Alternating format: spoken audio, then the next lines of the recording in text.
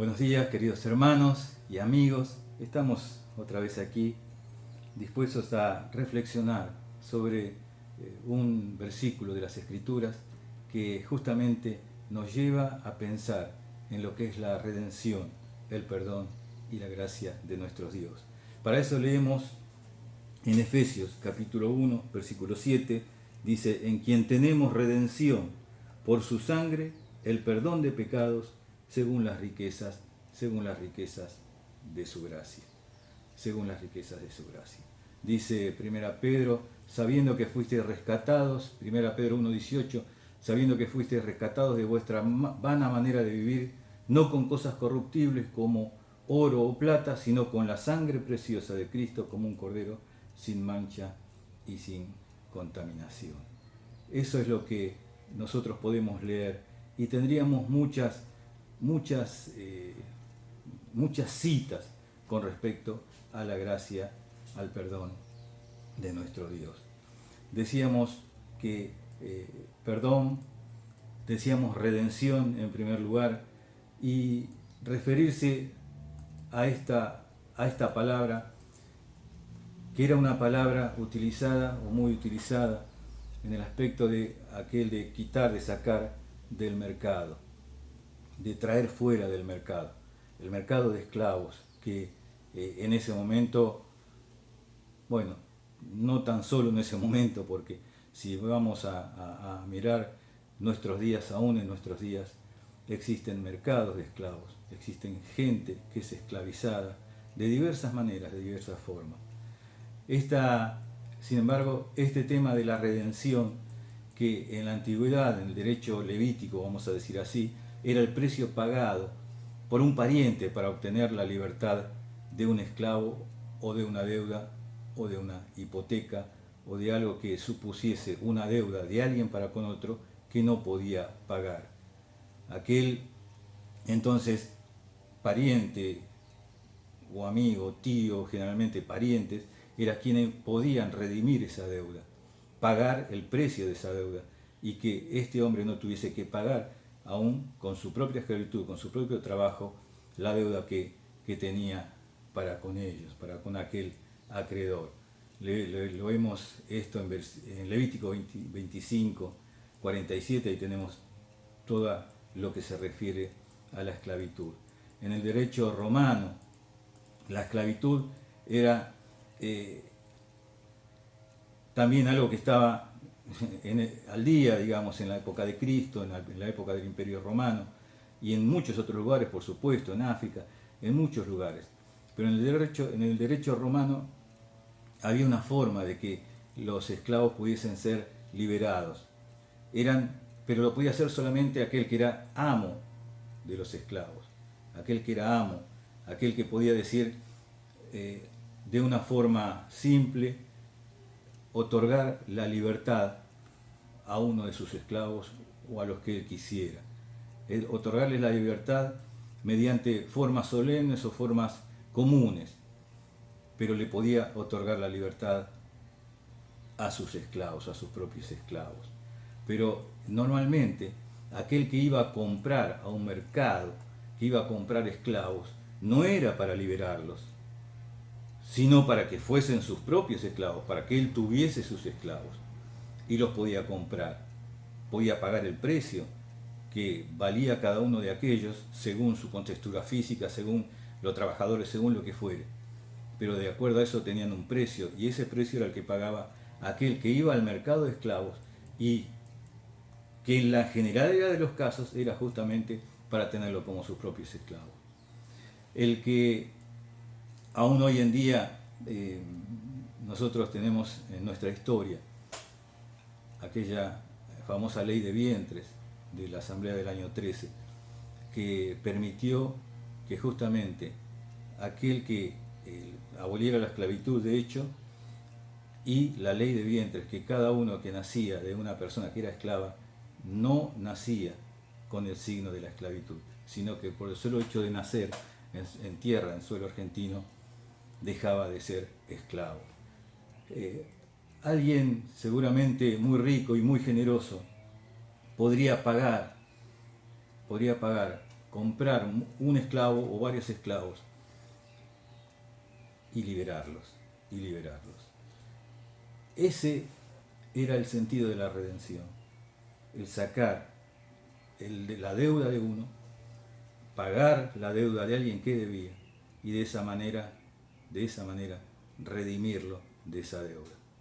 Pero nos dice las Escrituras, dice que en quien tenemos redención por su sangre.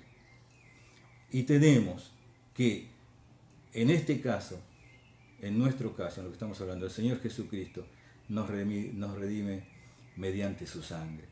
Él fue el que pagó el precio de nuestro pecado, la esclavitud que teníamos con el pecado, para que pudiésemos salir de ese lugar, de aquel mercado de esclavos, donde estábamos esclavizados por el pecado justamente, poder salir de ahí, sacarnos de ese lugar, pero no para volver a esclavizarnos, sino para que tuviésemos el perdón de nuestros pecados que nos esclavizaba. El perdón de nuestros pecados que nos esclavizaba. Él nos redime, nos saca, pero a la vez nos perdona, nos perdona. En el Antiguo Testamento, el perdón de los pecados del pueblo de Dios estaba garantizado mediante el derramamiento de la sangre de animales, de corderos, de diversos animales que exigía la ley levítica. Pero en nuestros días nosotros recibimos el perdón de nuestros pecados en base al derramamiento de la sangre del Señor Jesucristo, porque Él fue quien murió y su sacrificio fue perfecto, fue verdadero y nos ha limpiado, aquella sangre vertida nos ha limpiado de todos nuestros pecados. Pero solamente esto lo recibimos, como dice la última parte del versículo que hemos leído, en quien recibimos el perdón de pecados según las riquezas de su gracia, según las riquezas de su gracia. Y cuánta es la gracia, cuánto es el valor o cuánta es la riqueza, cuál es el monto de la riqueza de la gracia de Dios a nuestro favor. Esa gracia que es el favor voluntario, amoroso que Dios nos da a aquellos que ha salvado. Esa gracia que nosotros no podemos ganar, no podemos comprar de ninguna manera, no hay forma en que lo hagamos y que por supuesto no la merecemos, porque nuestros actos no merecen la gracia de nuestro Dios. Sin embargo, justamente por eso es gracia, porque Él lo hace por gracia, por eso somos salvos, por gracia somos salvos, por medio de la fe, por gracia, no por nuestros merecimientos, no porque hemos podido comprar un poco de gracia o tanta gracia que nos alcance para que nosotros podamos obtener la salvación de nuestras almas. Ningún esfuerzo moral, ningún esfuerzo religioso, nada, riquezas o poderes humanos nos pueden hacer llegar a ganar esa gracia que necesitamos para el perdón de la redención, el perdón de nuestros pecados, sino por medio de la gracia que nos llega mediante la misericordia y el amor de Dios. No hay otra forma. Por eso, cuando abundó el pecado, nos dice Romanos, sobreabundó la gracia. Porque por gracia sois salvos, recién decíamos, por medio de la fe. Y no es de nosotros. Y dice Santiago, pero Él da mayor gracia. Conforme a la riqueza de su gracia, entonces tenemos el perdón de nuestros pecados, según aquellas riquezas inagotables de la gracia de nuestro Dios, que nos ama de tal manera, que envía a su Hijo a un mundo de pecadores, a un mundo de gente que siempre lo ha rechazado, y sin embargo Él, por su gracia, envía al Señor Jesucristo, para que Él pague el precio de nuestros pecados, el precio de la redención que nos quita de la esclavitud del pecado, el precio del perdón de aquellos pecados, mediante su gracia eterna. Las medidas de la redención de cada uno de nosotros es expresada según las riquezas, nos dice Efesios, según las riquezas de su gracia. Esto significa que la gracia de Dios no es posible de calcular, no es posible de calcular de ninguna manera. Hermanos queridos, tenemos nosotros en nuestro Dios redención por su sangre, nos dice Efesios 1:7, el perdón de pecados,